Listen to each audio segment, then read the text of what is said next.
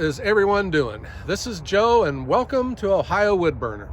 Today guys, we are going to run into town and pick up some fuel for the CT 2040 Bobcat tractor. I went through my first tank full with it, and you know, this is my first diesel, and I didn't even have a yellow gas can for it. So and then there is a place in town that sells off-road diesel, and there's some savings there involved. So we're going to run into town and get some fuel. We'll fuel up the tractor, and then we'll start getting into production. Today I'm moving some logs, and these are going to be going through the Yappa. This is all maple, and the big project here, guys, and you can tell I'm starting to get this pile whittled down. We have a big project coming in. I'm still going to keep it a secret because I want it to be a big surprise for you guys when it happens. But I have to get all of this moved out of the way right now. And so these logs are going to be next to be processed. The other thing on our list with production is I got a bunch of rounds that have to get made with the Easton-made axles. Guys, this is the pile that I used to dread before the Easton-made showed up. These are the bigger logs, or the logs that just had some weird shape to them, and I went ahead and cut all these off. And these are going to be picked up and processed by the Easton-made axis. These were the logs that used to give me grief with the super splitter. Not that the super splitter couldn't handle them, but I couldn't handle them. Picking them up off the ground, getting them onto the machine, and then having to toss the logs into the back of the trailer. That is where the Easton-made axis has been a home run. Oh, there's one thing I wanted to share with you guys. Look what I found in my wood pile.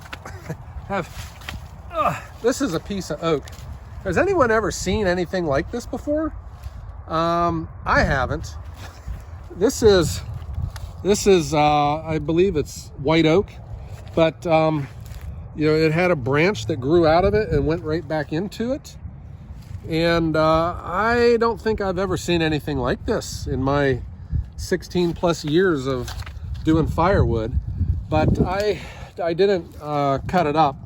I saved it. I just wanted to show it to you guys. Let me know if anyone knows if this is rare, if they've ever seen it before, and maybe there could be something made out of this. I don't know. Let me know in the comments down below.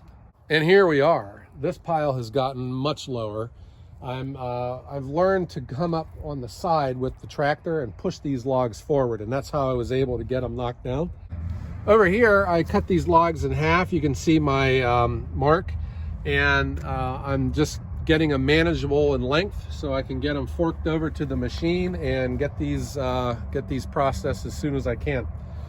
This is all maple and ash. And all of the maple goes to the restaurants. The ash can go to the pizza ovens, but also go to residential as well. But that's what we got going on today. First things first, we got to get some fuel. So come with me for the ride into town, and let's fill up this fuel can.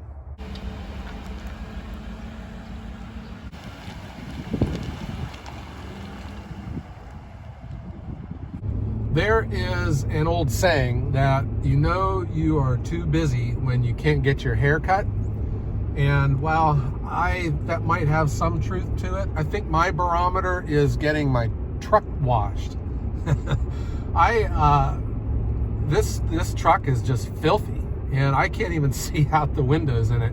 And all the road salt from the winter, you know, it's just been so cold. You know, the last thing you think of is washing your vehicle. So you know, we've just had that kind of winter with deliveries and production and some projects that are coming down the road here.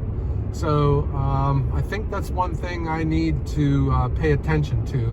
We've had this break in the weather, and we've had 3 days of pretty mild temperatures. And, you know, that's the ideal time to get your truck washed. Well, with all this different weather, I've had 1,000 other things that I could get accomplished too. So those kind of things get pushed back. At least now we're running into town to get some fuel.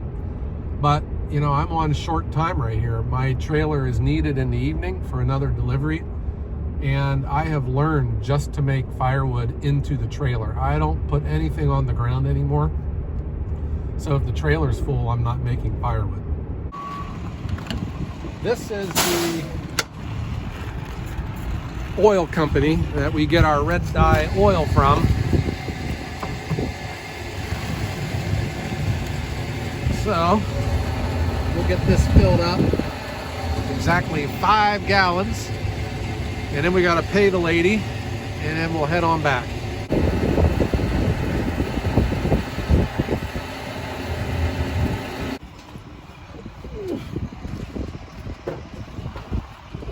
Okay, so we're filled up.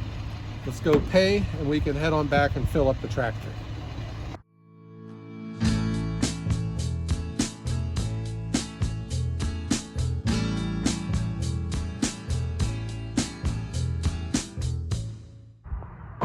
And we are back. So our job now is to get the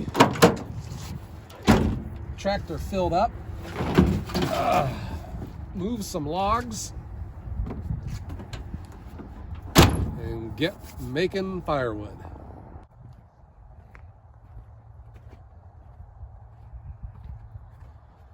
So this is my first diesel.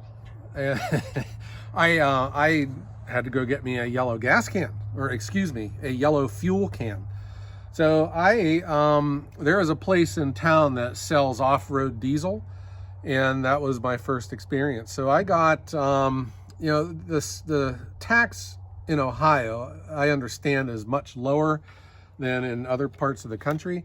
So there is a 60 cents a gallon savings on off-road diesel fuel. I think I paid $2.39 a gallon. Now, I guess if you have a huge tractor that has 200 gallons of fuel in it, that obviously is a big savings. But for me, this is a first experience. So this is that red dye diesel. Most of my fuel cans are the early non-EPA type. So this one's got that weird nozzle on it. And what I did, I was in Harbor Freight and they had one of these battery powered pumps for $10. So I thought, I'll give it a try.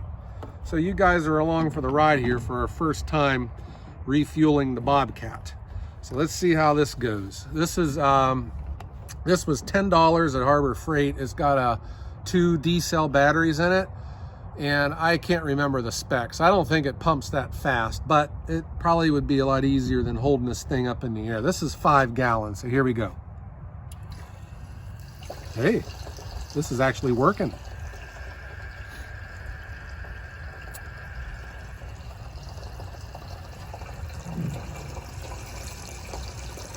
I gotta say, guys, this is actually working pretty good. I'm impressed.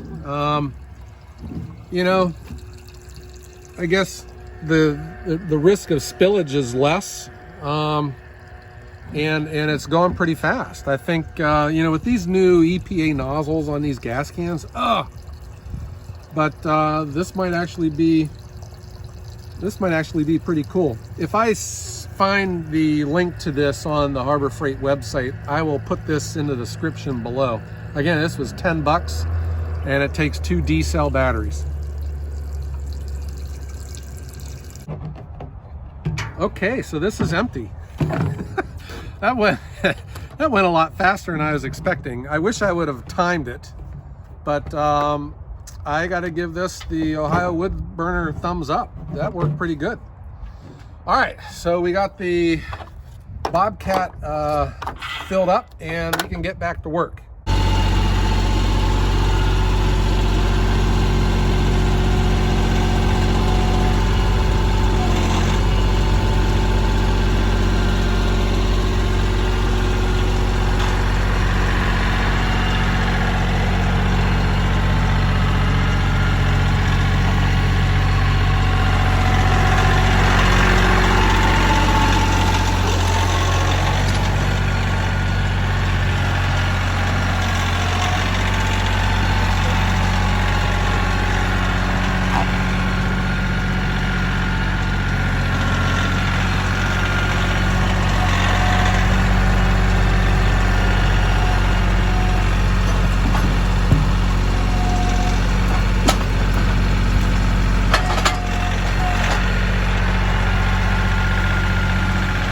New thing I've started, I now lay my tarp under the machine, and it picks up all of the scraps that come through the splitting chamber and the sawdust that falls in behind the wheel. I think it makes things easier on me to get cleaned up after I'm done, and it keeps that big pile of sawdust from building up underneath it. I think that becomes a hazard after a while.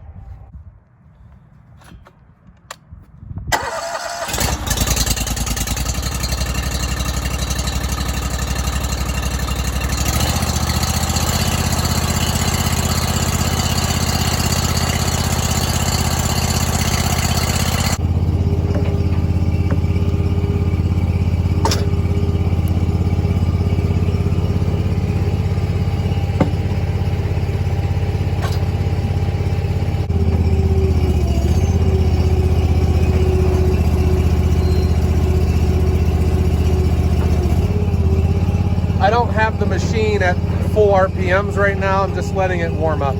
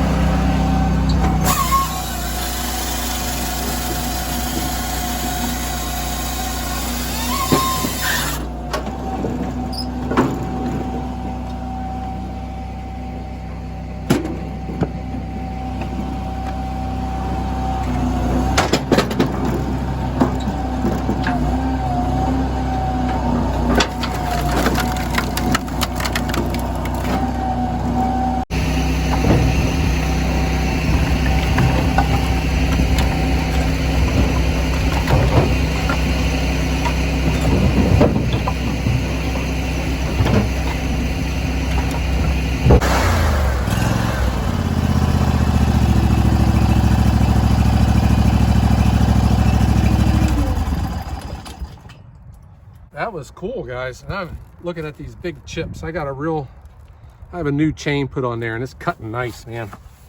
Just from my own experience, this is probably a half, maybe a little bit less. But oh my gosh, is the Yappa 365 fast? I just know from experience, you know, the old days with the chainsaw and a splitter, and then when I had that Dyna SC12 XP, and then compared to this machine, oh my gosh, guys, this is a fast Firewood processor. And I'm just saying that, you know, there are a lot of nice machines out there, but man, I just love this machine. What I have to do now is get all this stacked, and that's why I do everything into the dump trailer.